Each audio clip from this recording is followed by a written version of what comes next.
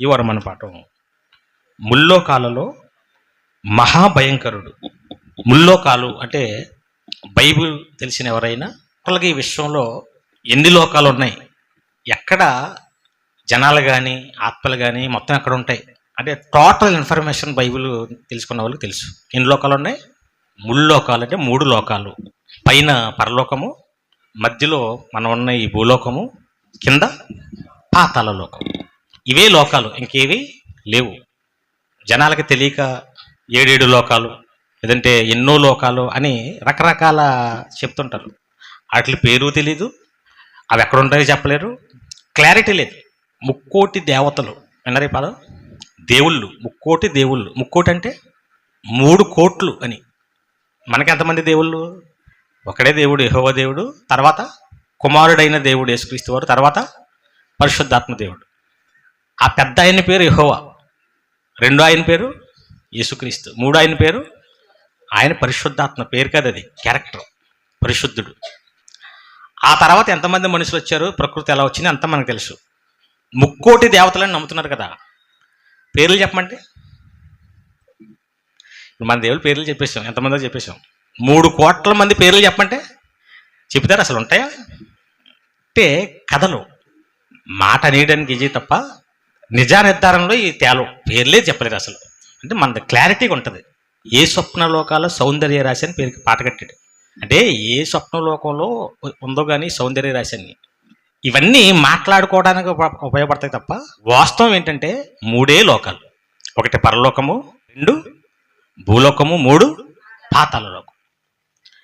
అసలు ఏదైనా ఉందంటే, ఎవరైనా ఉన్నారంటే ఈ 3 లోకాల్లోనే ఉంటారు. ఇంకంతకు మించి ఏమీ లేదు. క్లారిటీ వచ్చింది ప్రపంచానికి. ఇంకేవో పరిశోధన చేయనవసరం లేదు, ఎక్కడికో తిరగనవసరం లేదు. టోటల్గా ఏమన్నా ఉందంటే, ఎవరైనా ఉన్నారంటే ఎక్కడున్నారు? 3 లోకాలు. 1 పైన ఉంది, ఇది మనం ఉన్నది. 2 ఇక్కడ ఏముందంటే మనుషులం అంతా ఉన్నాం. ఇక్కడ 850 కోట్ల మంది ప్రజలు ఉన్నారు ఇప్పుడు.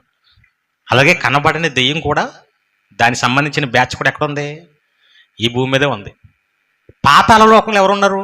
ఆదాము దగ్గర నుంచి ఇప్పుడు వరకు బ్రతికి చనిపోయిన వాళ్ళు చూసారా భూమి మీద, వాళ్ళంతా అక్కడికి వెళ్ళిపోయారు. పరలోకంలో ఎవరున్నారు? యేసుక్రీస్తు వారు, దేవుడు, ఇంకా దేవదూతలు ఉన్నారు. భూమి మీద పరిశుద్ధాత్మ దేవుడు కూడా ఉన్నాడు, కనబడ్డాడు. దెయ్యం ఉంది, దెయ్యానికి అనుసరులు ఉన్నారు. పాతాళ లోకంలో ఎవరున్నారు? భూమి మీద బ్రతికి చనిపోయిన కోటాను కోట్ల మంది మంచివాళ్ళు, చెడ్డవాళ్ళు కూడా అక్కడే ఉన్నారు. ఈ 3 లోకాలలో అత్యంత భయంకరుడు ఎవరు? ఇది మన పాఠం. టైటిల్ అర్థమైంది ఇప్పుడు. ముల్లోకాలలో మహాభయంకరుడు ఎవరు? పరలోకంలో ఉన్న వాళ్ళైనా, భూలోకంలో ఇప్పుడున్న ఎంతోమంది మూర్ఖులు, ఎంతోమంది ఉగ్రవాదులు ఉన్నారు కదా, చనిపోయిన వాళ్ళు కూడా చాలామంది ఉన్నారు. వీళ్ళందరిలో ఎవరు మహాభయంకరుడు? ఇది మనం తెలుసుకోబోతున్నాం. అంటే టోటల్గా ఎక్కడ జనాలు ఉన్నారో తెలిసిపోయింది, ఎక్కడ ఎవరు ఉంటారో తెలిసిపోయింది. ఈ ముల్లోకాలలో అత్యంత భయంకరుడు, భేకరుడు, మహాభయంకరుడు ఎవరు? భయంకరుడు అని మామూలుగా ఎవరిని అంటాం? అతను చూస్తేనే భయం, అతను చాలా భయంకరమైన పనులు చేస్తాడనమాట. అప్పుడప్పుడు స్కూల్లో పిల్లలు ఏ టీచర్కి భయపడతారు? బాబోయ్ భయంకరుడు వచ్చేసాడు అన్నాడంటే ఎవరు అతను? ప్రశాంతంగా వచ్చి నిద్రపోయేవాడినా, లేదా ప్రశాంతంగా కూర్చుని జోకులేసి నవ్విచ్చు చెప్పేవాళ్ళు అంటారా? ఎవరిని అంటారు? తాట తీసేస్తుంటాడు ఒక టీచరు. హిందీ టీచర్ అని ఉండేవాడు మాకు వానపల్లి చదివినప్పుడు హై స్కూల్లో. హిందీ టీచర్ ఒకడు, సోషల్ టీచర్ ఒకడు. ఈ సోషల్ టీచర్ ఏం చేసేవాడంటే జుట్టు ఇలా మడత పెట్టి, మెలిపెట్టి, ఒంగోబెట్టి ఎవడైనా ఒక దెబ్బ వేస్తాడు, దడ దడ దడ దడమని ఓ 10 ఎన్నేసేవాడు. ఈ లోపల కొళ్ళు తిరిగి కిందడిపోయినట్టు అయిపోయింది. అతను వస్తున్నాడంటే ఏమనిపించింది? అయ్యి బాబు భయంకరుడు వస్తాడు బాబు. అతని ముఖం చూస్తేనే అతను నవ్వునా భయం వేసేది. ఎందుకు నవ్వుతున్నాడో తెలియక. అంటే భయంకరంగా దండించేవాడిని ఏమంటారు? భయంకరుడు. హిందీ టీచర్ అనుకోండి, చెయ్యి ఎలా తిప్పి పట్ పట్ పట్ మన వేసేవాడు. ఇక్కడ బెత్తం స్కేళ్ళు, అసలు ఎముకలు ఇరుగుతున్నాయో తెలియట్లేదు, ఉంటాయో తెలియట్లేదు. అంటే అలాంటి వాళ్ళని చూసి ఏమంటారు? ఇప్పుడు ఇంట్లో కూడా తల్లిదండ్రులు ఉన్నారనుకోండి, మొత్తం మీద ఎవరో ఉంటారు భయంకరులు పిల్లలకి. పిల్లల దృష్టిలో అమ్మో నాన్న శీత కొట్టేస్తున్నారు అనుకోండి, ఏమంటారు? మా ఇద్దరిలో ఎవరంటే ఇష్టం నాన్న నీకు అని అడిగారు అనుకోండి, ఏమంటారు? కొట్టని తిట్టని వారిని మా అమ్మ అంటే ఇష్టం, లేదా అమ్మ కొట్టేస్తుంది అనుకోండి నాన్న అంటే ఇష్టం. అంటే భయంకరంగా దండించే వాళ్ళని ఏమంటాం? భయంకరుడు. అలాగే చాలామంది దారుణంగా చంపేస్తుంటారు పిల్లల్ని, లేదంటే భర్తని, భార్యని, లేదా జనాల్ని, వీళ్ళందరినీ చూసి భయంకరులు భయంకరులు. అలాంటి సందర్భాల్లో భూమి మీద ఉన్నవారైనా చనిపోయిన వారైనా ఎవరైనా ఇందులో ఎవరు భయంకరులు? ప్రస్తుతం చాలామంది శిక్షించే వారిని భయంకరులు అని అనుకుంటే, ప్రపంచంలో కొన్ని దేశాలు తప్పులు చేసేవారిని శిక్షిస్తుంటాయి. మన దేశంలో అత్యంత భయంకరమైన తప్పు చేశారనుకోండి, ఎలా శిక్షిస్తారు? బతుకుతూ ఇండియాలో అత్యంత పెద్ద తప్పు చేస్తే మనకేసే శిక్ష ఏంటి? ఉరి తీసి చంపుతారు. ఇదంతా తెలుసు కదా మనకి. భారతదేశంలో ఉన్న శిక్ష ఏంటంటే ఉరి తీత. పాకిస్తాన్లో కూడా ఉరి తీస్తారు, కొన్ని దేశాల్లో ఉరి తీస్తారు ఎక్కువ. అదే దుబాయ్ అనుకోండి, నరికేస్తారు. తప్పు చేసిన వాడిని మోకాళ్ళ మీద కూర్చోబెట్టి పెద్ద కత్తట్టుకొచ్చి మేకపోతుని వేసినట్టు ఒక ఏటేసేస్తుంటాడు. ఇది అత్యంత తప్పు చేసిన వాళ్ళకి వాళ్ళు విధించే శిక్ష. మరికొంతమంది అయితే కొన్ని దేశాలు ఉంటాయి, అందులో బ్రెజిల్ దేశంలో షూట్ చేసేస్తారు. మన వాళ్ళు ఎలాగైతే ఎన్కౌంటర్ చేస్తారో ఓ 10 మంది గన్నలు పట్టుకొచ్చి ఆ తప్పు చేసిన అక్కడ నిలబెట్టి షూట్ చేసేస్తుంటారు. అలాగే చైనాలో ఇంజక్షన్ ఇచ్చేస్తారట. ఇది కొంచెం సింపులే. తప్పు చేసిన నిలబెట్టి చేతుల కాళ్ళు స్టక్ అయిపోయేలా చేసి ఒక ఇంజక్షన్ ఇచ్చేస్తారు. అలాగే ఇండోనేషియా కాల్చేస్తారు అక్కడ కూడా. అలాగే కొంతమంది దగ్గర గ్యాస్ ఒక రూమ్లో పెట్టేసి ఒక విషవాయువుని వదిలేస్తారు, అది పీల్చుకుని చచ్చిపోతుంటాడు. ఇలాగ రకరకాల దేశాల్లో రకరకాలు. ఇదే కొంచెం కఠినంగా ఇంత దారుణంగా చంపుతారా అనుకుంటే, గతంలో దీనికంటే భయంకరమైన శిక్షలు. ఒక మనిషి తప్పు చేస్తే భయంకరంగా శిక్షించేవారు. ఎంత భయంకరంగా శిక్షించేవారు అంటే, చైనాలో ఒక శిక్ష లింగి అంటారు దీన్ని. అంటే వాళ్ళన్నీ ఏ కదా పేర్లు, చింగ్పాంగ్, పంగ్చింగ్, ఎలా ఉంటాయి. ఆ శిక్ష పేరు కూడా అలాంటిదే. ఏం చేసేవారు ఇంతకీ? ఒక మనిషి తప్పు చేస్తే, అత్యంత ప్రమాదకరమైన తప్పు ఏదైనా చేస్తే, అతన్ని ఒక చెట్టుకో దేనికో కట్టేసి ఒకేసారి చంపేస్తే ఈజీగా శిక్ష అనుభవించి చచ్చిపోతాడని, ఏ పార్ట్ కోస్తే చావడో ఆ పార్ట్లు కోస్తూ ఉంటారు రోజులు. ముక్కు కోస్తే చచ్చిపోతాడా? ఆ రంధ్రాలు అలాగే ఉంటాయి. ఇది పోయినా కూడా మీరు ఎన్నో పెట్టించుకుంటున్న చెల్లెళ్ళు చచ్చిపోతున్నారేంటి? చెవులు కోస్తే చచ్చిపోతారా? బోళ్ళు చెల్లెళ్ళు ఎట్టుకుంటారు, అవునా? అంటే ఈ కోసిన చావం. ఒకసారి చెవి, ఒకసారి ఈ చెవి, ఒకసారి ముక్కు, ఒకసారి లిప్స్, ఈ బుగ్గలు, ఈ చేతులు, ఇలాగా 1000 ముక్కలు కోస్తారంట. 1000 కట్స్ అంటారు దాన్ని. అలా 3 రోజులకు వస్తారంట. అప్పుడు లోపలకు కూడా వెళ్ళిపోతారు ఇంకా పేగులు. ఒకసారి ఆ వీడియో ప్లే చేస్తారు చూడండి.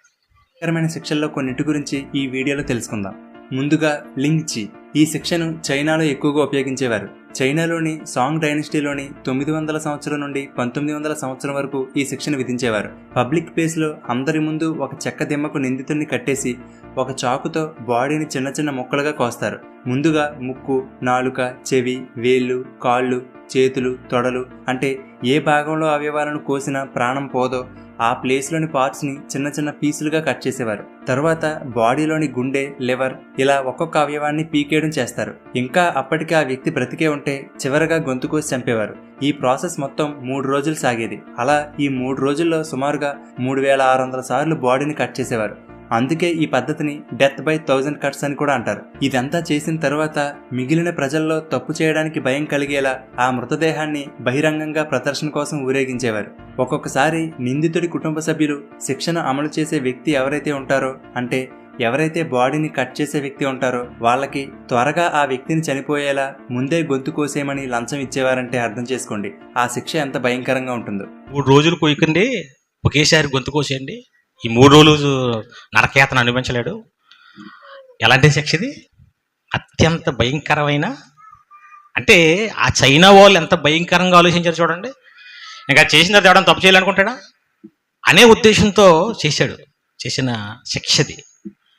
ఇక మరొక శిక్ష ఉంది, దాని పేరు స్పైనిష్ డాంకీ అంటే ఒక గాడిద ఆకారంలో ఒక బొమ్మను చెక్క బొమ్మను చేసి తప్పు చేసిన వాళ్ళని దాని మీద కూర్చోబెడతారు. ఇప్పుడు పేటేసి కూర్చోబెడితే బాగానే ఉంటాం, ఎన్ని రోజులైనా కూర్చుంటాం. ఇలాగ గోడులాగా చేసి కూర్చోబెట్టారు అనుకోండి, అంటే ఇలా ఇలా ఇలా చేస్తారు. అప్పుడు దానికి సూదిగా కోణం వస్తుంది కదా, ఆ కోణం మీద కూర్చోబెడతారు. కాలు పక్క ఈ పక్కేసి కూర్చోబెట్టి వదిలేసినా పర్లేదు. ఆ కాళ్ళకి బరువులతో రాళ్ళు కడతారు కిందకి లాగేటి. అప్పుడు ఏమవుతుంటుంది, అలాగా లాగి లాగి లాగి చివరికి రక్తం అంతా కారిపోయి చనిపోయే శిక్షది. అది కూడా ఒకసారి చూపిస్తాడు చూడండి. స్పానిష్ డాంకీ, దీనికి వుడెన్ హార్స్ అనే పేరు కూడా ఉంది. ఇది ఒకేసారి చనిపోకుండా స్లోగా చనిపోయే పద్ధతి. దీనిలో భాగంగా పొదునుగా ట్రయాంగిల్ షేప్లో ఉండే మెటల్తో గాని చెక్కతో గాని చేసిన ఒక దిమ్మ లాంటిది ఉంటుంది. తప్పు చేసిన వారిని పొదునుగా ఉండే ఈ దిమ్మ మీద కూర్చోబెడతారు. ఇక్కడతో అయిపోలేదు. ఇలా ఉంటే పెద్దగా పెయిన్ ఏమి ఉండకపోవచ్చు. కాబట్టి ఆ మనిషి 2 కాళ్లకు చాలా బరువును కడతారు. ఆ బరువు మనిషిని క్రిందకి లాగుతూ ఉండడం వల్ల నెమ్మదిగా ఆ మనిషి కాళ్ల మధ్య నుండి చీలిపోతూ 2 ముక్కలుగా అయిపోతాడు. ఒక్కొక్కసారి దాని మీద కూర్చున్న వ్యక్తికి నొప్పి కలిగేలా హింసించడం, లేదా కితకితలు పెట్టడం, లేదా అతని పాదాల కింద మంట పెట్టడం చేసేవారు. దీనివల్ల ఆ వ్యక్తి బాధతో మెలికలు తిరుగుతూ ఉంటే మరింత నొప్పి, బాధ కలుగుతుంది. అలాగే ఆ పదునైన దిమ్మ మీద అటు ఇటు కదలడం వల్ల కొంచెం వేగంగా చీలిపోతూ ముక్కలైపోతాడు. కితకితలు పెట్టి కుదురు ఉన్నవరంట. ఆ గోడి మీద కూర్చోబెట్టి కితకితలు ఎట్టి కదులుతుంటే ఏమవుతుంటది, అది కోసేస్తుంటది. ఇదో రకమైన శిక్ష. ఇక మూడోది బ్రేజన్ బుల్, విన్నారు కదా పదం. ఇదేంటంటే ఒక ఎద్దుని ఇనుముతోనో కొంచెతోనో చేసి లోపల ఖాళీగా పెట్టి ఆడిని లోపల వేసేసి ఆ ఎద్దు బొమ్మలో కింద మంటెడతారు. ఐరన్ బాక్స్ మీద మనం కూర్చోబెడితే ఎలా ఉంటుంది, అలాగా అది వీటెక్కిపోతుంటే లోపల పడుకుని ఏం చేస్తుంటాడు, మాడిపోతూ ఫ్రై అయిపోతుంటాడు. దానికి మళ్ళీ నోటి నుంచి కొన్ని గొట్టాలు, ఈడరిసి అరుపులు ఆ గొట్టాల ద్వారా బయటికి ఎద్దరిసినట్టే వస్తుంటుంది. ఇదో రకమైన భయంకరమైన శిక్ష. ఒకసారి అది కూడా బ్రేజన్ బుల్. గ్రీకుల కాలంలో ఈ టెక్నిక్ని కనిపెట్టారు. ఈ టెక్నిక్లో భాగంగా కంచుతో అంటే బ్రాంజ్ మెటల్తో చేసిన ఒక పెద్ద ఎద్దు బొమ్మ ఉంటుంది. దీని లోపల ఒక మనిషి పట్టగలిగేంత స్పేస్ ఉంటుంది. తప్పు చేసిన వ్యక్తి బట్టలు తీసివేసి ఆ వ్యక్తిని ఆ ఎద్దు బొమ్మ లోపల పెట్టి లాక్ చేస్తారు. ఇక ఆ మనిషి కనీసం కదలడానికి కూడా స్పేస్ సరిపోదు. ఆ తరువాత ఆ ఎద్దు బొమ్మ కింద నిప్పంటించేవారు. కొంతసేపటికి ఆ మంట వేడికి ఆ ఎద్దు బొమ్మ బాగా వేడెక్కిపోతుంది. మనకు ఏదైనా కాలుతున్న గిన్నె తగిలితేనే విపరీతంగా బాధ కలుగుతుంది. అలాంటిది శరీరం మొత్తానికి ఆ కాలుతున్న మెటల్ తగులుతుంటే ఎంత బాధ ఉంటుందో ఊహించుకోండి. శరీరంలో ఏ భాగమైతే ఆ మెటల్కి తగులుతుందో ఆ భాగంలో చర్మం ఊడిపోయి బొబ్బలు ఎక్కి చివరికి ఆ వేడికి ఆ లోపల మనిషి రోస్ట్ అయిపోతాడు. అంతేకాదు, ఈ ఎద్దు బొమ్మ తలలో కొన్ని పైపులను పెట్టేవారు. ఈ డిజైన్ వల్ల ఆ మనిషి లోపల బాధతో అరుస్తూ ఉంటే ఆ అరుపులు ఈ పైపుల ద్వారా ప్రయాణించి బయటకు వచ్చేసరికి అవి ఎద్దు అరుస్తున్నట్టుగా వినిపించేది. ఇక్కడ విచిత్రం ఏమిటంటే అక్రగాస్ అనే నగరాన్ని పాలించే ఫాలారిస్ అనే నియంత తప్పు చేసిన వారిని శిక్షించడానికి కొన్ని కొత్త పద్ధతులు కనిపెట్టమని ప్రజలను అడిగితే అప్పుడు పెరీలాస్ అనే వ్యక్తి ఈ కంచుతో చేసిన ఒక ఎద్దును తయారు చేసి తీసుకువచ్చి ఆ రాజుకి ఈ ఐడియా చెప్పాడట. అప్పుడు ఆ రాజు ఇది ఎలా పనిచేస్తుందో క్లియర్గా ఎక్స్ప్లెయిన్ చేయమన్నాడట.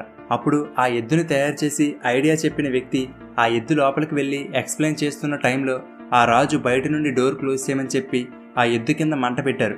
అయితే అతను పూర్తిగా దానిలో కాలిపోక ముందే అతన్ని బయటికి తీసి తర్వాత అతన్ని ఒక కొండపై నుంచి తోసి ఆ రాజు చంపించేశాడట.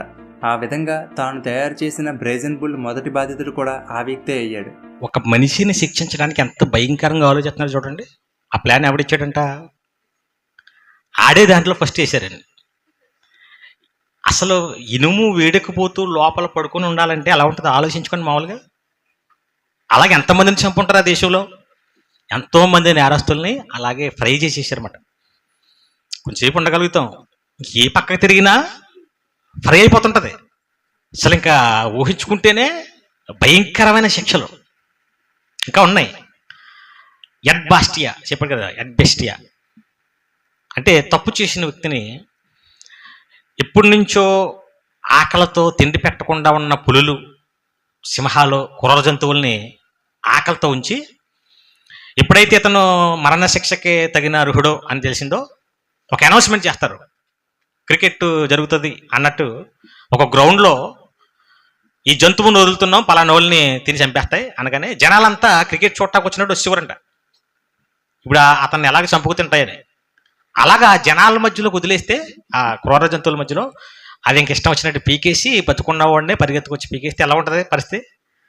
అందుకే రేపు శిక్షణగా ఈ రోజు ఏం చేసేవారంటే వాళ్ళు ఒకరినొకరు చంపేసుకునేవారంట, ఎందుకైనా మంచిదని.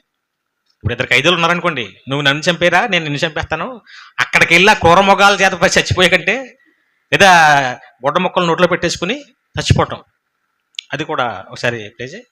నెక్స్ట్ యాడ్ బీస్టియా. ఈ శిక్షను అప్పటి రోమన్ల కాలంలో ఎక్కువగా విధించేవారు. ఈ శిక్షలో భాగంగా నేరస్తులను పులులు, సింహాలు, చిరుతలు వంటి క్రూర జంతువులకు ఆహారంగా వేసేవారు. అంతేకాదు, దీనికన్నా ముందు ఆ క్రూర జంతువులకు చాలా కాలం పాటు ఆహారం పెట్టకుండా ఆకలితో ఉంచేవారు. అలాగే వాటిని ముందుగా కొట్టి వాటికి కోపం తెప్పించేవారు. తరువాత నేరస్తుల్ని యాంపీ థియేటర్ అంటే ఒక స్టేడియం లాంటి బిల్డింగ్ మధ్యలో ఉంచి ఆ తర్వాత అప్పటికే ఆకలిగా ఉండి వాటిని బాగా కొట్టి హింసించడం వల్ల కోపంగా ఉన్న క్రూర మృగాలను ఆ స్టేడియం మధ్యలోకి వదిలేవారు. ఆకలిగా ఉన్న ఆ క్రూర జంతువులు చాలా భయంకరంగా వాళ్ళని చంపి తినేవి. తరువాతి రోజు ఎవరైతే ఈ శిక్షను అనుభవించవలసి ఉండేదో వాళ్ళు ఆ జంతువులతో కలిగే బాధను భరించడం కంటే అంత ఎక్కువసేపు బాధపడి చనిపోవడం కంటే త్వరగా చనిపోవడం బెస్ట్ అని చెప్పి చాలామంది ముందు రోజే జైలు గదిలో ఆత్మహత్య చేసేసుకునేవారు. కొంతమంది స్పాంజ్, గుడ్డ ముక్కలు వంటి వాటిని మింగి ఊపిరాడక చనిపోతే మరికొంతమంది ఒకరికొకరు గొంతు పిసుకుని చంపేసుకునేవారు. అయితే ఈ పులులు, సింహాలు ఆ మనిషిని చంపి తినడం చూడడానికి చాలామంది ప్రజలు వచ్చేవారు. ఇప్పుడు మనం ఎలా అయితే స్టేడియంలో టికెట్ కొని క్రికెట్ మ్యాచ్ చూస్తున్నామో అలా ఆ కాలంలో డబ్బులు చెల్లించి మరీ స్టేడియంలో కూర్చొని జంతువులు మనుషులను చంపి తినడం చూసేవారు. మనుషులు ఎంత భయంకరంగా మారిపోయి చూడండి. అంత దారుణంగా శిక్షించాలనుకోవటం ఒక భయంకరం అయితే, డబ్బులు ఇచ్చి మరి చూడడానికి వెళ్ళేవాట చూసారా. అంటే భయంకరులంతా మనుషులను క్రూరంగా చంపటం, చూడటం, చంపాలనుకునేవారు. ఇంకొక శిక్ష ఉంది, అది కూడా చూసేద్దాం. అది ర్యాట్ టార్చర్. ర్యాట్ అంటే తెలుసా? ఎలక. ఎలకతో టార్చర్ పెట్టడం. ఎలకే కదా, అది ఏం చేద్దాం అనుకుంటున్నారు కదా. ఒక అతన్ని బట్టలు తీసేసి పడుకోబెట్టి పొట్ట మీద ఒక ఎలకని పెట్టి ఆ ఎలక మీద ఒక ఏదైనా బోర్లా పెట్టి ఆ పైన నుప్పులేసేవారు. ఇప్పుడు ఎలక ఏమవుతుంది? మామూలుగా పొట్ట మీద ఎలకుంటేనే కితకితలు, ఇరిటేషన్గా ఉంటుంది. ఎప్పుడైతే ఆ బోర్లించిన దాని మీద నిప్పులేసారో ఆ వేడికి పైకి వెళ్ళేది ఎలక. ఇప్పుడు పైకి వెళ్దామంటే ఏడి వచ్చేస్తుంది. ఇప్పుడు ఎక్కడికి వెళ్ళాలనుకుంటుంది? అప్పుడు ఏం చేస్తుంది? కోరేసుకుంటుంది.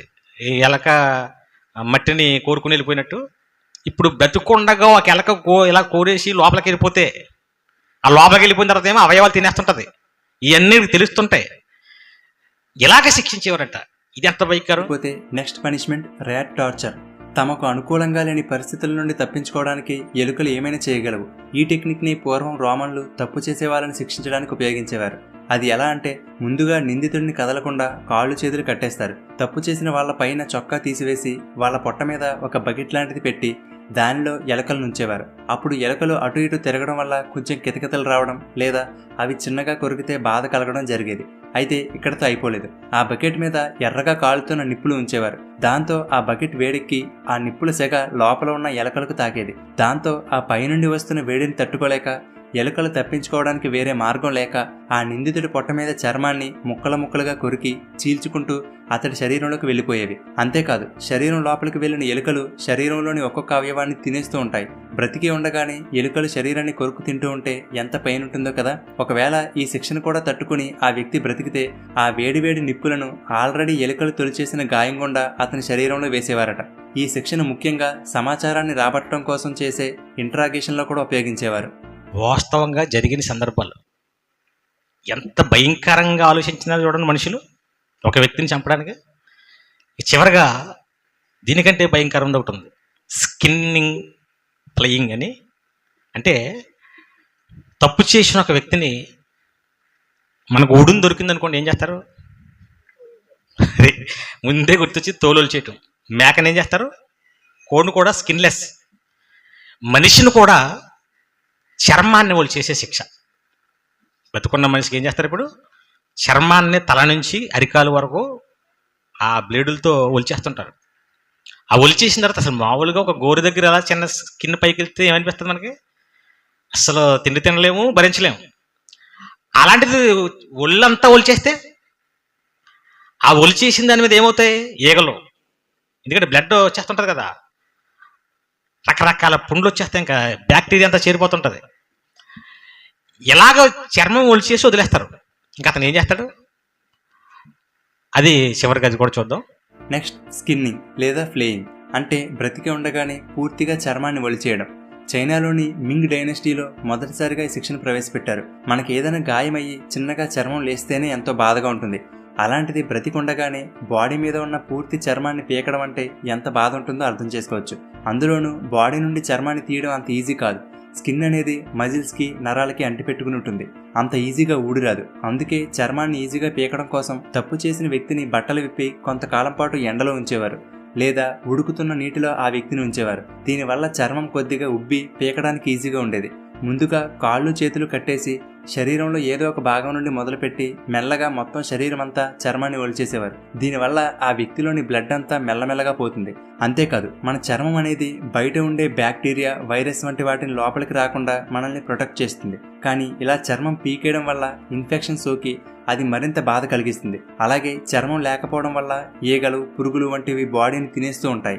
ఇలా బ్లడ్ కోల్పోవడం వల్ల కానీ లేదా ఇన్ఫెక్షన్ సోకడం వల్ల కానీ ఆ వ్యక్తికి మెల్లమెల్లగా మరణం సంభవిస్తుంది. ఇలా చర్మం మొత్తం పీకేసిన తర్వాత కూడా కొంతమంది 2 లేదా 3 రోజుల పాటు ఆ నొప్పిని భరిస్తూ బ్రతికి ఉండేవారు. ఇంత జరిగిన తర్వాత కూడా ఇంకా ఆ వ్యక్తి బ్రతికే ఉంటే మళ్ళీ ఆ వ్యక్తిని వేడివేడి నీటిలో వేసి చంపేసేవారు. మిగిలిన ప్రజల్లో కూడా తప్పు చేయడానికి భయం కలిగేలా చర్మం తీసివేసిన వ్యక్తిని ఊరేగించి ప్రదర్శనకు ఉంచేవారు. సో ఇవి ఫ్రెండ్స్, పూర్వకాలంలో ఉండే కొన్ని భయంకరమైన శిక్షలు. కేవలం ఇవే కాదు, ఇలాంటి భయంకరమైన శిక్షలు ఎన్నో ఉన్నాయి. వీటి గురించి వింటుంటేనే భయం వేస్తుంది. అలాంటిది అనుభవించే వారికి ఎలా ఉంటుందో చెప్పక్కర్లేదు. ఇప్పుడు మనం పైన చెప్పుకున్న శిక్షలను గమనిస్తే ఆ శిక్షలు అనుభవించే వారికి వీటిని అనుభవించడం కంటే ఒకేసారి చనిపోవడం బెస్ట్ అనిపిస్తుంది. అయితే ఇప్పుడు చెప్పిన వాటిలో మీకు ఏది భయంకరంగా అనిపించిందో? భయంకరంగా మనిషిని చంపే మనుషులు. ఇప్పుడు వీళ్ళని ఏమనొచ్చు మనం? భయంకరులు. మనిషిని ఎంత భయంకరంగా చంపుతారా? ఇంకా దారుణం, కొన్ని రంపాలతో కోసేయటం. బతికున్న మనిషినే రంపంతో కోసేయటం. సైకో కిల్లర్స్ అంటారు చూసారా? రాజమండ్రిలో మొన్నవరకు ఒకటి తిరిగాడు, బ్లేడులతో కోసేస్తున్నాడు. మనిషిని ఏం చేస్తున్నాడు? బ్లేడులతో. కొంతమంది సుత్తులతో చంపుతుంటారు, తల మీద సుత్తుతో కొట్టేయటం, మేకులు దించటం. ఇలాగా ఒక మనిషిని చిత్రహింసలు చేసి ఒకేసారి చచ్చిపోకుండా భయంకరంగా బాధ పెట్టి చంపే వాళ్ళని భయంకరులు అంటాం మనం. మనుషులే ఇంత భయంకరులు. ఆల్రెడీ చచ్చిపోయి పాతాళంలో ఉన్నవారు కూడా ఇలాంటి పనులు చేసిన వాళ్ళు. ఎన్ని చేశాడు దేవుడు. అత్యంత భయంకరంగా బాధ పెట్టి చంపేవాడు అంటే ఎవరన్నా ఉంటే దెయ్యం కాదు, ఈ సైకోగాలు కాదు, సైనవాళ్ళు కాదు, ఎవరో దేవుడు చంపుతాడు. ఇంతకంటే ఘోరంగా చంపాడా చంపలేదా? జలపాలయం రప్పించాడు ఫస్ట్. ఎవరు చచ్చిపోయారు అందులో? మొత్తం 40 రోజులు నీటితో ముంచేసి, అందులో చిన్నపిల్లలు ఉన్నారు, ముసలోళ్ళు ఉన్నారు, గర్భిణీ స్త్రీలు ఉన్నారు, యవనస్తులు ఉన్నారు, పేషెంట్స్ ఉన్నారు, అందరూ ఉన్నారు. ఏమన్నా జాలి దయ ఏమన్నా? మొత్తం ముంచేసాడు. వాటిలోకి వస్తారండి. లేదంటే మనం చెప్పాను, సొదొమ గొమొర్రా మీద ఏం చేశాడు? అగ్నిగంధకాలు డైరెక్ట్ విసిరేసాడంతే. ఇంక పిల్లల మీద పడుతుందా? పిల్లలు ఉంటారంట ఆ సొదొమ గొమొర్రాలో, చంటి పిల్లలు, వీళ్ళందరూ ఉంటారు. వాళ్ళ మీద ఒక్కొక్క అగ్నిగంధకం పడుతుంటే ఏమైనా ఫీల్ అయ్యాడా? భయంకరంగా శిక్షిస్తాడు దేవుడు. అలా కాకుండా సింగిల్ గా కూడా శిక్షించాడు.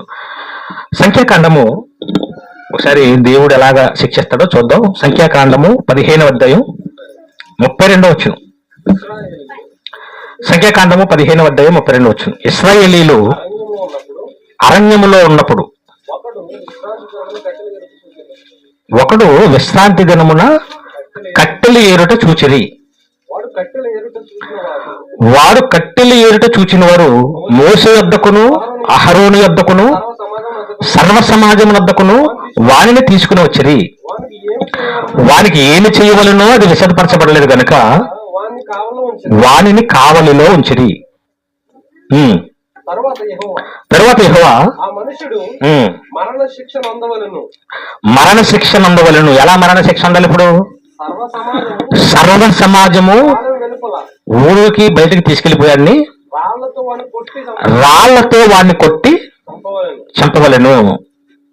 మోసేతో చెప్పింది. కాబట్టి యెహోవా మోసేకి ఆజ్ఞాపించినట్లు ఎవరు ఆజ్ఞాపించారంటే దేవుడే ఇలాగ చంపమని మోసేకి ఆజ్ఞాపించినట్లు సర్వ సమాజము పాలెము వెలుపలికి వాడిని తీసుకుని పోయి రాళ్లతో వాడిని ఏం చేశారు? ఏమంటే రాళ్లతో కొట్టేసి చంపేమన్నాడంట. ఏం చేసింది ఇంతకి? శనివారం విశ్రాంతి దినాన్ని కూడుకోవాలి వాళ్ళు. మనం ఆదివారం ఎలాగైతే కూడుకుంటున్నామో విశ్రాంతి దినాన్న ఇంతకీ ఏం చేయకూడదు, కూర్చుని విశ్రాంతి తీసుకోవాలంటే. దాని పేరే ఏం పేరు? విశ్రాంతి దినం. అంటే అర్థం ఏంటి? నువ్వు ఈ 6 రోజులు కష్టపడు, శనివారం మాత్రం వచ్చేసి అక్కడ విశ్రాంతి తీసుకో, దేవుడిని ధ్యానించంతే. అది కూడా చేయకుండా అతను ఏం చేశాడంట? పొలం ఎదుర్కొంటాకి వెళ్ళాడంట. అలా ఆవిడ ఎలా లేసిన మామూలుగా ఈడు వెళ్ళాడు ఏంటో మరి. అంటే నువ్వు చచ్చికెళ్ళు, నేను పొలం ఎదుర్కొస్తాను అన్నాడేమో. గ్యాస్ అయి లేవు కదా ఇప్పుడు. ఆ విషయం తెలిసింది. ఎవడైనా విశ్రాంతి దినాన్ని మానేసి ఏ పని చేసినా సరే మీరందరూ వెళ్ళిపోయి రాళ్ళతో కొట్టి చంపండి. ఎవరు ఇంతకీ చెప్పేమంది? ఈ దేవుడు. ఇప్పుడు మనం నమ్ముతున్న దేవుడే, మనం పూజిస్తున్న దేవుడే చర్చికి రాకపోతే రాళ్ళతో కొట్టి చంపండి అన్నాడు. అదే ఇప్పుడు ఉంటే పరిస్థితి ఏంటి? రాళ్ళుతో కొట్టి చంపటం చిన్న శిక్ష అది. ఒకసారి ఊహించకూడదండి. నన్ను ఇక్కడ నిలబెట్టి మీరంతా కక్కర్రాలు తీసుకుని రెడీగా పెట్టుకుని రైట్ స్టార్ట్ అనగానే ఇసిరిసిరు అనుకోండి, అసలు ఆ రాడ్ ఎక్కడ తగులుతుందో తెలియదు. కొంతమంది కోపం గట్టిగా చేస్తుంటారు. ఆ ఎముకకు తగిలి మాంసం వెళ్ళిపోతుంటుంది, కన్నుకు తగిలితే కన్ను ఊడిపోతుంటుంది. రాళ్ళు అంటే ఏమైనా చిన్న చిన్న మట్టి రాళ్ళు కాదు కదా, కంకర రాళ్ళతో కొట్టాలి. ఎప్పుడు వరకు కొట్టాలి? చచ్చాడ్రా అనే వరకు కుక్కను కొట్టినట్టు కొట్టేయాలి. ఎవరు పెట్టారు? దేవుడు. భయంకరమా కదా? వ్యభిచారం చేసినా కూడా అదే శిక్ష, రాళ్ళతో కూడా చంపేమన్నాడు కదా. అంటే దేవుడు కూడా ఇలాంటి శిక్షలు అమలు చేశాడు. ఇంకో సందర్భం చూపించాను చూడండి. ద్వితీయోపదేశకాండం 21వ అధ్యాయం 20-21 వచ్చిన చదువుదాం. ఎవరికైనా కొడుకుండి వాళ్ళ కుమారుడైన వీడు మొండివాడంటే తల్లిదండ్రుల మాట వినకుండా తిరుగుబడి ఉన్నాడు, మా మాట వినక తిండిపోతును త్రాగుబోతును ఆయన అయిపోయాడని. అంటే ఫస్ట్ ఏం చేయాలంట? వీళ్ళు ఎవరికైనా కొడుకుండి అటు తిండిపోతూ తాగుబోతూ అయిపోయి మీ మాట వినకపోతే ఫస్ట్ ఊరి పెద్దలతో చెప్పాలి. వాళ్ళు వచ్చి మందలేస్తారు. అయినా వినలేదనుకోండి, అప్పుడు ఆ ఊరి ప్రజలందరూ రాళ్లతో అతన్ని ఏం చేయమన్నాడు? తాగేసి తిరుగుతున్నాడు, తినేసి తిరుగుతున్నాడు, మాట వింటలేదు. ఏం చేయమన్నాడు? ఇప్పుడు ఆళ్ళు కూడా రాళ్ళతో కొట్టి, ఇంకా చూసి మిగతా ఎవరు కూడా, ఎవరు పెట్టేది శిక్ష? దేవుడే. ఏంటి అంత దారుణమా? చిన్నోడిని ఆడేమన్నా పెద్దోడా? కుర్రోడే కదా. ఇంకొక శిక్ష చూద్దాం. సంఖ్యాకాండం 21వ అధ్యాయం 5వ వచనం. కాగా ప్రజలు దేవునికిని మోషేకును విరోధముగా మాట్లాడి, ఈ అరణ్యములో చచ్చుటకు ఐగుప్తుల నుండి మీరు మమ్మల్ని ఎందుకు రప్పించితిరి? ఇక్కడ ఆహారం లేదు, నీళ్లు లేవు, చవిసారము లేని అన్నము మాకు అసహ్యమైనదండి. ఏమన్నారంట? దేవుడి మీద మోషే మీద సనుగుతున్నారంట. ఏమని? మమ్మల్ని ఎక్కడి నుంచో ఐగుప్తు నుంచి తీసుకొచ్చావు, ఇక్కడేమో నీళ్ళు లేవు, ఆహారం లేదు, రుచి పసి లేని సవిసారం అంటే అదే, రుచి పసి లేని అన్నం పెడతాను, మమ్మల్ని చంపడానికి తీసుకొచ్చావా అన్నారు. ఏమంటే దేవుడి మీద సనిగితే ఎలా ఉంటుంది? చెప్పాను కదా, అసలే భయంకరుడు ఆయన. అలాంటి భయంకరుడి మీద ఏం చేశారంటే ఇప్పుడు వీళ్ళు, అందులోకి దేవుడి మీద మోషే ఏం చేశాడు? తీసుకురమ్మంటే తీసుకొచ్చాడు. ఇప్పుడు బలవంతంగా లాక్కొచ్చాడా? ఇప్పుడు మోసే వాళ్ళని బలవంతంగా లాక్కొచ్చాడా? ఇక్కడ నుంచి మిమ్మల్ని దేవుడు కాపాడుతానంటున్నాడు, రావాలనుకున్న వాళ్ళు వచ్చేయమన్నాడు. ఇప్పుడు రావాలనుకునే కదా వచ్చారు వాళ్ళు. నేను రానంటే ఏమైనా తీసుకొద్దురా, అక్కడ ఉండిపోవచ్చు కదా. రమ్మంటే వచ్చారు. ఇప్పుడు నింద ఎవరి మీద పెడుతున్నారు? ప్రజలు దేవునికిని మోషేకును విరోధముగా మాట్లాడి, ఈ అరణ్యంలో చచ్చుటకు ఐగుప్తు నుంచి మమ్మల్ని ఎందుకు తెప్పించితివి?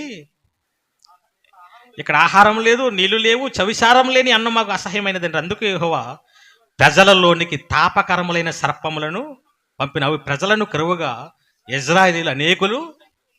ఎప్పుడైతే శనుగారు ఏం పంపించాడంట? పాములు వదిలాడంట. ఇందాకాల్లో సింహాలను వదిలినట్టు, పులులను వదిలినట్టు దేవుడు ఏం చేశాడు? డైరెక్ట్ సర్పాలు వచ్చేసి కాటేసేయడమే, చచ్చిపోరు అనేకులు. అంటే దేవుడు ఎంత భయంకరంగా ఆలోచిస్తున్నాడు చూడండి. అందుకే సంఘంలో చాలామంది శనిగారు అనుకోండి, మా మీద శనుగుతుంటారు. అన్ని సంఘాలు ఒకలాగా ఉంటాయి, ఇక్కడ ఒకలాగా ఉంటాయి, అందరూ ఒకలా ఉంటారు, ఇది ఎక్కడో ఒకరారు ఉంటారు అని. అలా శనిగే వాళ్ళు అందరూ మిమ్మల్ని ఎవరు రమ్మంటున్నారు? నేను ముందు నుంచి చెప్తాను కదా, ఇంతకుముందు కూడా అక్కడ ఉన్నప్పుడు ఇదే చెప్పాను. ఇక్కడికి వచ్చి సనుక్కోని అవసరం లేదు, స్వతంత్రం ఉంది మీకు.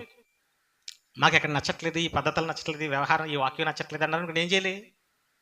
రాబోయే ఎవరు బలవంతం ఉందా? మోషే గారి దగ్గర బలవంతంగా లేఖనాలుగా ఐగుప్తులు ఉండిపోచ్చారు. కాబట్టి దేవుడి మీద మోషే మీద శనిగినందుకు దేవుడు ఎంత భయంకరంగా చంపడాలని సర్పాలు వదిలేసి చంపేశాడు. ఇంకా ఆయన ఎలాగా శిక్షలు విధించాడు, ఇది ఇంకా భయంకరమైన సంఘటన. ఒకసారి జాగ్రత్తగా చూడండి. రాజుల 2వ గ్రంథము 2వ అధ్యాయం 23వ వచనం. అక్కడ నుండి అతడంటే ఎవరు? ఎలీషా అనే ప్రవక్త, ఒక దైవజనుడు వేరే ప్లేస్ నుంచి వేరే ప్లేస్కి వెళ్ళిపోతున్నాడంట. అప్పుడు అతను తావును వెళ్ళిపోతుంటే ఎవరంట? చిన్నపిల్లలు బాలురు ఆ పట్టణం నుంచి వచ్చేసి ఇతను వెళ్ళిపోతుంటే బోడివాడా ఎక్కుపొమ్ము, బోడివాడా ఎక్కుపొమ్ము ఏమంటారంటే ఎంతకని బోడాడని ఎందుకు అంటున్నారు అంటే బట్టలు లేకుండా వెళ్తున్నాడనే? జుట్లు లేనట్టుంది ఆయనకి, ఊడిపోయిందేమో. ఎవరికి? ఎలీషా గారికి. ఈ పిల్లలంతా ఏమంటారంట? బోడోడా బోడోడా అలాగే వెళ్ళిపో, బోడోడా అలాగే వెళ్ళిపో. మండిపోయిందండి. ఇంకా ఎవరికి? ఎందుకు మండిపోయింది అనుకుంటున్నారు?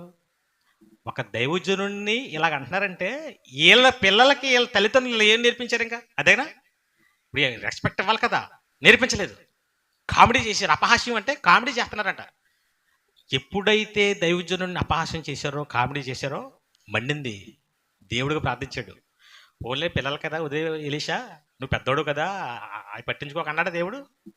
ఆయన ఏం చేశాడు చూడండి. అతడు వెనుకకు తిరిగి వారిని చూచి యెహోవా నామమును బట్టి వారిని శపించాను. అప్పుడు 2 ఆడ ఎలుగుబంట్లు అడవిలో నుంచి వచ్చి వారిలో 42 మంది పిల్లల్ని ఏం చేసే? ఇందాక చూసాం కదా, ఏడి బెస్టిస్ట్ అనేది ఉంది కదా. ఈ వాళ్ళ శిక్షించక ముందే దేవుడు అన్నీ చేశాడు. ఆడ ఎలుగుబంట్లు అంటే ఇంకా పవర్ఫుల్, ఇంకా తగిలాయంటే వదలవు. ఎంతమంది పిల్లల్ని చీల్చేసాయంట? 42 మందిని చీల్చేసాయంటే భయంకరమా కదా దేవుడు? అసలు మామూలుగా ఎంత భయంకరుడైనా పిల్లలన్నా వదిలేస్తాడు. ఈయన పిల్లలను కూడా వదలలేదు, అది కూడా అపహాస్యం చేసినందుకు. చూడండి విచిత్రం. రాజుల మొదటి గ్రంథం 13వ అధ్యాయం 26వ వచనం. ఇప్పుడు వరకు మనం దైవజనుల్ని కామెడీ చేసినందుకు, దైవజనుల్ని నిందించినందుకు చూసాం. అదే దైవజనుడు మిస్టేక్ చేశాడు అనుకో, ఆయన కూడా వదలడు దేవుడు. అదే చెప్తున్నాడు ఇక్కడ రాజుల మొదటి గ్రంథం 13వ అధ్యాయం 26వ వచనం. మార్గంలో నుండి అతన్ని తోడుకుని వచ్చిన ఆ ప్రవక్త ఆ వర్తమానం వినినప్పుడు యెహోవా మాటను ఆలకింపక, దైవజనుడే కానీ ఏం చేశాడు? దేవుని మాట ఆలకించలేదు, దేవునికి తిరుగుబాటు చేశాడు, దేవునికి వ్యతిరేకంగా ప్రవర్తించాడు. దేవునికి వ్యతిరేకంగా ప్రవర్తించిన దైవజనుడిని వదలడు. నిజమైన దైవ శాఖల మీద తిరగబడిన వీళ్ళని వదలడు. దేవుడు న్యాయంగా ఉంటాడు. ఇప్పుడు దైవజనుడే రివర్స్లో ఉన్నాడు ఇక్కడ. అప్పుడు ఏం జరిగింది చూడండి. యెహోవా సింహమునకు అతను అప్పగించి ఉన్నాడు. యెహోవా సెలవిచ్చిన ప్రకారం అది అతను చీల్చి చంపాను. ఏం చెప్పేసిందట? ఇందాక విధించిన శిక్షలాగా చూడండి. దేవుడు ఏం చేస్తున్నాడు? సింహాలు పంపుతున్నాడు, తగలబెట్టేస్తున్నాడు, నీటితో ముంచేస్తున్నాడు. దేవుడు మనుషులను చాలా భయంకరంగా చంపుతున్నాడు. మనుషులే మనుషులను చంపుతారు అనుకుంటాం మనం. అందుకే దేవుడికున్న పేరేంటి చెప్పనా? ద్వితీయోపదేశకాండం 7వ అధ్యాయం 21వ వచనం. వారిని చూసి జడియవద్దు, అంటే మనుషులను చూసి మీరు భయపడొద్దు. మీ దేవుడైన యెహోవా మీ మధ్య ఉన్నాడు. ఆయన భయంకరుడైన ఎవరెంతకే? భయంకరుడైన మహాదేవుడు ఎవరెంతకే? ఇప్పుడు ముల్లోకాలలో అత్యంత డేంజర్, ప్రమాదం, భయంకరం ఎవరు? ఇప్పుడు దెయ్యం కాదు, దేవదూతలు కాదు, క్రూరంగా చంపే మనుషులు అంతకంటే కాదు, వీళ్ళందరికంటే భయంకరమైన వాడు ఎవరు? దేవుడు. కీర్తన గ్రంథము 76వ అధ్యాయం 7వ వచనం. నీవు నీవే అంటే, నీవే అంటే అర్థం ఏంటి? ఇంక నీ అంత భయంకరుడు ఇంకెవరు? నీవే భయంకరుడివి, నిన్ను మించిన డేంజర్ ఇంకెవరో లేరు అంటున్నాడు. నీవు కోపపడు వేళ నీ సన్నిధిని అసలు నిలవగలవాడేవాడు? దేవుడికి కోపం వచ్చిందంటే ఆయనకంటే రాక్షసుడు భయంకరుడు ఇంకెవరు? అంటే ఇప్పుడు ముల్లోకాలలో అత్యంత భయంకరుడు ప్రమాదం ఎవరు చెప్పండి? అత్యంత మంచోడు ఆయనే. అత్యంత ప్రమాదము హెబ్రీయులకు రాసిన పత్రిక 10వ అధ్యాయం 31 ఏ జీవము గల దేవుని చేతిలో పడుట, అది ఆయన చేతిలో పడ్డామా భయంకరం. ఇదంతా మనం ఆలోచిస్తే ముల్లోకాలలో ఉన్న ఎవరిలో అయినా దేవుడంత ప్రమాదం. మరి ఇందాకాల్లో ఎలకల్ని చంపేశారు కదండి, ఆ గాడిద బొమ్మ మీద కూర్చోబెట్టి చిత్రహింసలు పెట్టారు కదా, ఇవన్నీ దేవుడు ఎక్కడ చేశాడు? ఎంత భయంకరంగా ఎక్కడ శిక్షించాడు? ఇంతకంటే భయంకరం కరోనా ఎవరు రప్పించారు? ఊపిరాడిందా ఆ రోజు? ఇంట్లో పిల్లలు చచ్చిపోతుంటే తల్లిదండ్రులు ఏమీ చేయలేని పరిస్థితి. అంతకుముందు ఎన్నో తెగుళ్ళు, ఇవన్నీ రప్పించి మనుషుల్ని చిత్రవద చేస్తున్న ఈ వ్యక్తి ఎవరు? ఒకసారి ఈ పాట చూడండి. అవన్నీ దేవుడు రప్పించినవే. చూశారు కదా, అవన్నీ దేవుడు విధించే శిక్షలు ప్రజెంట్ ప్రపంచంలో జరుగుతున్నాయి. చర్మాన్ని ఒలిచేశారు కదా, ఎంతే భయంకరం అనుకుంటే దేవుడు కళ్ళ ముందే చర్మాన్ని తినేసేలా చేస్తున్నాడు. క్యాన్సర్ వచ్చి ఏమవుతుంది? వాళ్ళ కళ్ళ ముందే చర్మం అంతా కుళ్ళిపోతుంది. ఒలిచేయటం బాధ, కుళ్ళిపోవటం ఇంకా బాధ. ఆ కుళ్ళిపోయేలా చేసింది ఎవరు? ఎంతకి కనపడ్డంతైనా తన సైన్యం చేత చేస్తుంటాడు. ఇవన్నీ దేవుడిని పట్టించుకొని, దేవుడు లేడనే వారిని, దేవుడికి విలువ ఇవ్వని, దేవుడి మాటకి రెస్పెక్ట్ ఇవ్వని వీళ్ళందరికీ దేవుడు విధిస్తున్న భయంకరమైన శిక్షలు. అంటే మనిషి కూడా ఇంత దారుణంగా చంపలేడు, నాశనం చేయడు. ఎంతమందిని ఎన్ని చావులు చేయలేడు మనిషి. మా అయితే కొంతమంది ఉగ్రవాదులు ఎంతమంది చంపుతారు? కొన్ని వేల మందిని చంపుతారు. దేవుడు కోటాను కోట్ల మందిని భయంకరంగా ఆది నుంచి ఇప్పటివరకు చంపుతూనే ఉన్నాడు. అత్యంత భయంకరుడు ఎవరు ఇప్పుడు? దేవుడు. ఇతనికి మించిన ఎవరో శిక్ష విధించలేరు. ఇందాక మొదటి పాఠంలో దేవుని యందు భయభక్తులుంటే లాభాలు ఏంటో చూసాం. దేవుని యందు భయభక్తులు లేకపోతే ఇవన్నీ ఏంటన్నమాట? సంభవించే నష్టాలు. లాభం కావాలా, నష్టం కావాలా? లాభం అయితే ఎలా ఉంది, నష్టం అయితే ఇది భూమి మీద మాత్రమే. మనుషులు ఇంతవరకు మనం చూసిన శిక్షలు భూమి మీద మాత్రమే హింసించి మహా అయితే చంపగలరు. దేవుడు ఏం చేస్తాడు? వీళ్ళందరికంటే భయంకరుడు. చర్మం ఒలిచేసి అవయవాలు 1000 ముక్కలు చేసి బాధ పెట్టారు కదా. ఎందుకు చేశారు వాళ్ళు? వెంటనే చచ్చిపోకూడదు, ఓ 3 రోజులైనా బాధపడాలని. ఒక వ్యక్తిని 3 రోజులు బాధ పెట్టడమే భయంకరులు అనుకుంటే, దేవుడు చంపిన తర్వాత ఎన్ని రోజులు బాధ పెట్టాలనుకుంటున్నాడు? అసలు దానికి అంతే. ఇదెంత భయంకరం ఆలోచించండి. పోనీ ఎప్పటికైనా జాలి పడతాడా? ఓ 1000 సంవత్సరాల తర్వాత అయినా. ఇన్ని సంవత్సరాల పాపం ఏడిసింది, మాడిపోయింది. ఆ ఎద్దు బొమ్మలో మాడిపోతున్నట్టాడు. యుగయుగాలు 1000 సంవత్సరాలు మాడిపోయాడు, అరుస్తున్నాడు, పళ్ళు కొరుకుతున్నాడు, ఏడుస్తున్నాడు.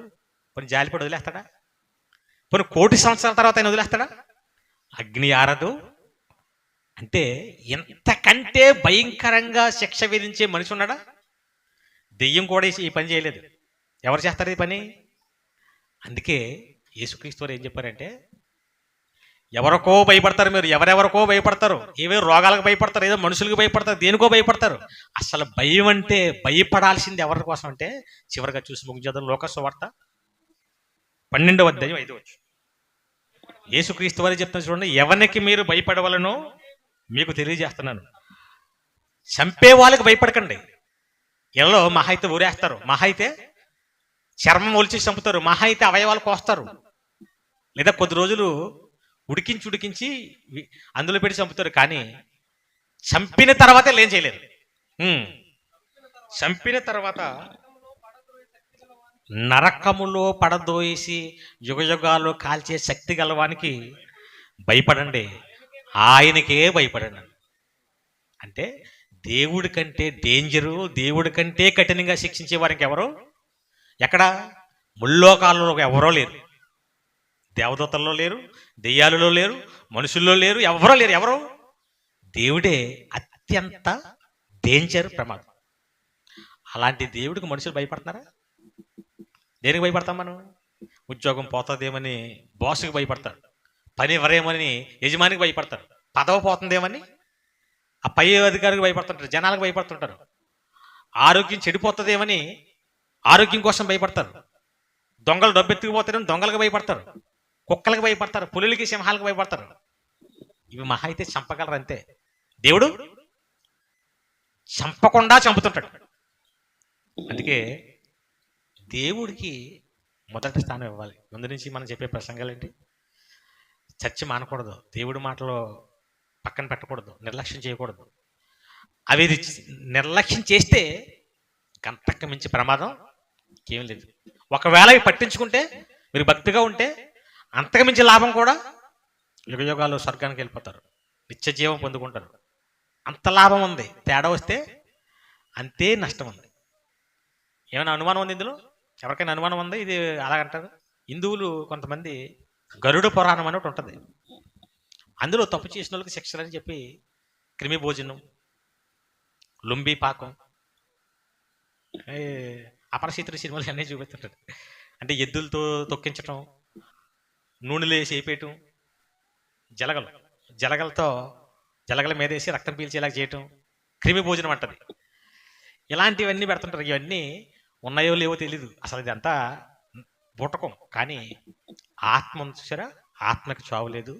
ఆ ఆత్మని యుగయుగాలు 3 రోజులు 4 రోజులు 5 రోజులు కాదు, యుగయుగాలు భయంకరంగా శిక్ష విధించే జాలి లేని అయిపోతాడు దేవుడు. ఆ టైంలో నువ్వు శిక్ష విధించేవాడు ఆయనే కదా. గత వారం చెప్పుకున్నాం కదా, అంత భయంకరుడి చేతిలో పడకూడదు మనం. అదే చెప్పాడు, జీవము గల దేవుని చేతిలో పడుట ఇంకెవడు కాపాడతాడు? మనుషుల చేతిలో పడితే ఎవరన్నా కాపాడతారు, చట్టం వచ్చి కాపాడుతుంది. దేవుడి చేతిలో పడితే ఆయనకు మించిన ఎవడున్నాడు? అందుకే ఆయనకే భయపడండి, ఆయన మాటకు లోబడండి, ఆయన మాటలకు విలువండి, ఆయన చెప్పింది చేయండి, లాభాన్ని పొందుకోండి. తేడా వచ్చిందా సర్వనాశనం అంటారు. ఇందులో మనల్ని కాపాడే నాదుడు ఎవరు? మన పాఠం ఏంటి ఇప్పుడు? ముల్లోకాలలో మహా భయంకరుడు. ఎవరికి భయపడినా భయపడకపోయినా పర్లేదు, కానీ దేవుడికి మాత్రం భయపడాలి, ఆయన మాటకే లోపడాలి. ఎందుకంటే ఆయనే పుట్టిస్తున్నాడు, ఆయనే చేస్తున్నాడు. నువ్వు ఎన్ని తప్పులు చేసినా కూడా నిన్ను ఇంకా బతికుంచి క్షమిస్తున్నాడంటే ఆ భయంకరమైన డేంజర్ ప్లేస్కి వెళ్ళిపోకూడదనే. ఎందుకంటే ఆషామాసిగా ఈజీగా చిన్న తప్పులకు పంపించేట అక్కడికి. ఎందుకంటే శిక్ష చిన్నది కాదు కదా, ఏదో చిన్న అబద్ధం ఆడినందుకు ఊరేస్తారా? బాగా ఆలోచించి సాక్ష్యాలన్నీ చూసి ఇది నిజంగా పెద్ద నేరమే చేశాడా, ఎన్నో సంవత్సరాలు టైం తీసుకుంటారు కోర్టులు. ఒక కేసు వాదించాలంటే ఎన్ని సంవత్సరాలు అవుతుంది? 20 సంవత్సరాలు 30 సంవత్సరాలు పడుతుంది తీర్పు రావాలంటే. ఎందుకు అంత లేటు? పొరపాటు నీడు చేసాడు లేదో అని. ఈ చిన్న కేసులకే మహా అయితే ఉరిశిక్ష చేస్తుందని. దీనికి ఎంత ఆలోచిస్తే యుగయుగాలు శిక్షించాలనుకుంటున్నాడు దేవుడు. దానికి ఈజీగా చిన్న వాళ్ళకి తీసేస్తాడా? అందుకే దీర్ఘశాంతంతో ఆలోచిస్తుంటాడు, చెప్పిస్తుంటాడు. మారలేదా? అయిపోయింది. కాబట్టి ఆ భయంకరుడి చేతిలో పడకుండా భయభక్తులు కలిగి లాభం పొందుకుంటారని ఈ పాట యొక్క ఉద్దేశం. శ్రద్ధగా మీ అందరూ వందనాలు చెల్లిస్తూ